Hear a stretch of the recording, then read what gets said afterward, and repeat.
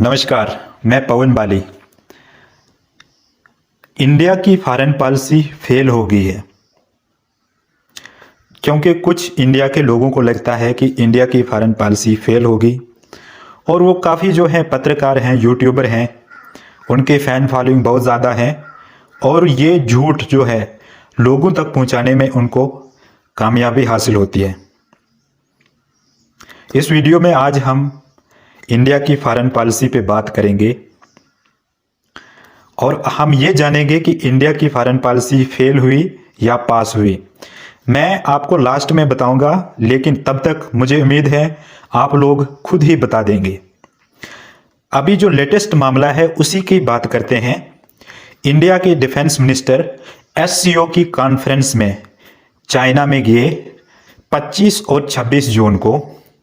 वहां पर एक जॉइंट स्टेटमेंट जो है वो एससीओ के जो मेंबर्स हैं उनके द्वारा जो है वो पास करना था, लेकिन इंडिया के जो डिफेंस मिनिस्टर हैं ऑनरेबल राजनाथ जी, उन्होंने उसको रिजेक्ट कर दिया साइन करने से, क्योंकि उस जॉइंट स्टेटमेंट में पाकिस्तान के जो अंदर धमाके होते हैं बलूचिस्तान एरिया में टेररिस्ट के, उसमें उन टेररिस्ट के बारे में जो था वो मेंशन था, लेकिन जो इंडिया में पहलगाम जैसा जो लेटेस्ट इंसिडेंट हुआ लेकिन वो मेंशन नहीं था।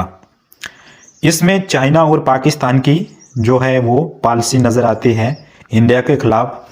शंघाई कॉरपोरेशन के बारे में जानेंगे तो ये 2001 में जो है वो फाउंड हुई थी और इसके अभी करंट में जो मेंबर हैं वो 10 हैं परमानेंट मेंबर, 2 ऑब्जर्वर हैं और 6 जो हैं वो डायलॉग पार्टनर हैं। एससीओ के 10 परमानेंट मेंबर्स कौन कौन से हैं?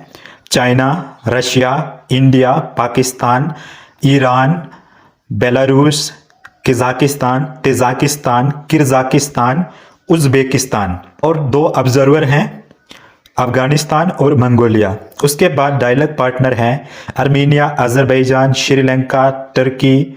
तो यह है शंघाई कॉरपोरेशन। मेन जो शंघाई कॉरपोरेशन है ना वो चाइना की डोमिनेटेड कॉरपोरेशन है।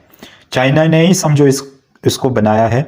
शंघाई कॉरपोरेशन का ये काम है कि वो जो एससीओ के मेंबर हैं उनकी सिक्योरिटी के बारे में ख्याल रखना, लेकिन वो सबको पता है कि वो ख्याल किसका रख रहे हैं, बस चाइना का जो है मेन इंटरेस्ट उसी के ख्याल रख रहे हैं इसमें।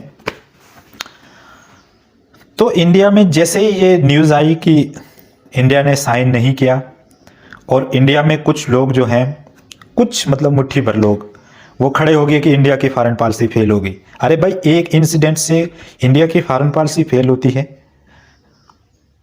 यह सबसे बड़ा क्वेश्चन है। माना कि आपकी फैन फॉलोइंग ज़्यादा है, आप लोगों तक झूठ फैलाने में बहुत ही जल्दी कामयाब हो जाते हैं, लेकिन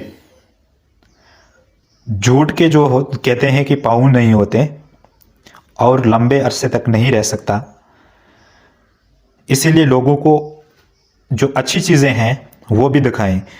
इंडिया का जो इशू था गलवान के बाद जो 2020 में हुआ था, तो उसके बाद जो है इंडिया पहली बार चाइना में गया, तो ये भी एक फॉरेन पॉलिसी में इम्प्रूवमेंट आई ना, चाइना ने इनवाइट किया।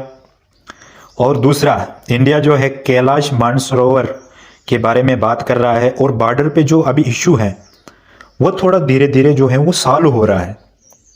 ये नहीं कि एस्केलेटरी हो रहा है कि इंडिया की फॉरेन पॉलिसी फेल हो गई। इसके अलावा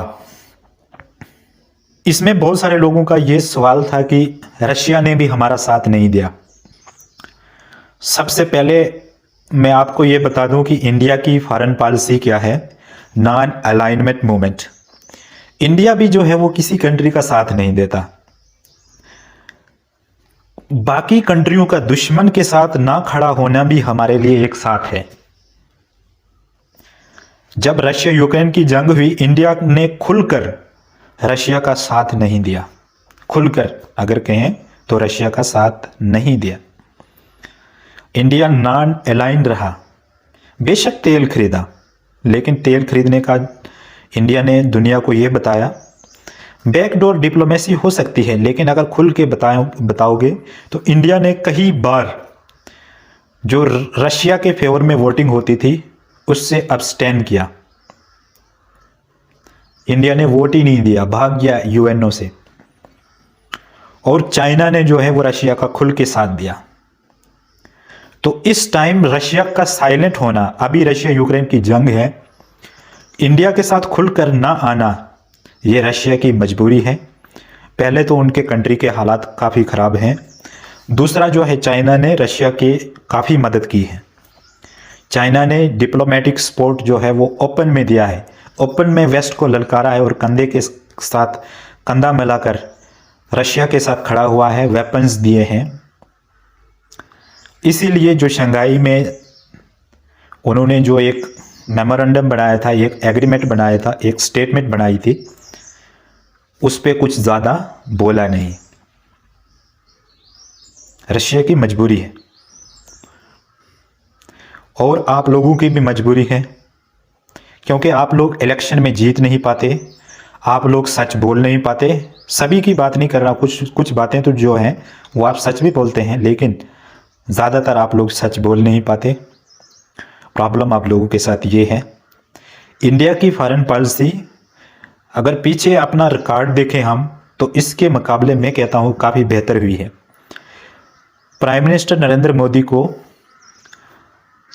हाईएस्ट अवार्ड जो होते हैं ना किसी भी कंट्री के, जैसे रशिया का, सऊदी अरब का, पैलेस्टीन का, और जितनी भी मतलब लगभग 23 कंट्रियां हैं, 23, जिन्होंने अपने हाईएस्ट अवार्ड जो हैं वो पीएम मोदी को दिए हैं।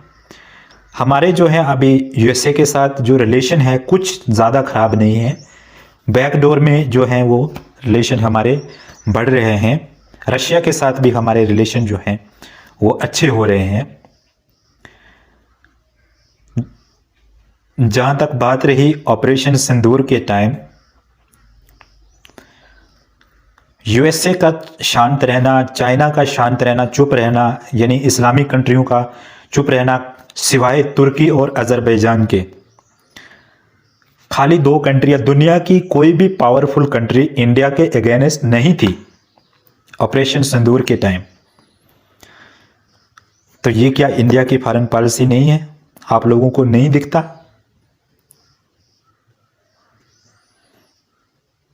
मुझे उम्मीद है आपको इस वीडियो में अच्छे से समझ आया होगा इंडिया की फॉरेन पॉलिसी के लिए। बाकी जो है कुछ नेक्स्ट वीडियो भी लाएंगे हम इंडिया के फॉरेन पॉलिसी को लेकर। इस वीडियो में इतना ही। इस वीडियो को पूरा देखने के लिए आपका बहुत बहुत शुक्रिया। आपकी क्या राय है कमेंट बॉक्स में ज़रूर बताएं। इसी के साथ इस वीडियो को यहीं पर करते हैं समाप्त। जय हिंद।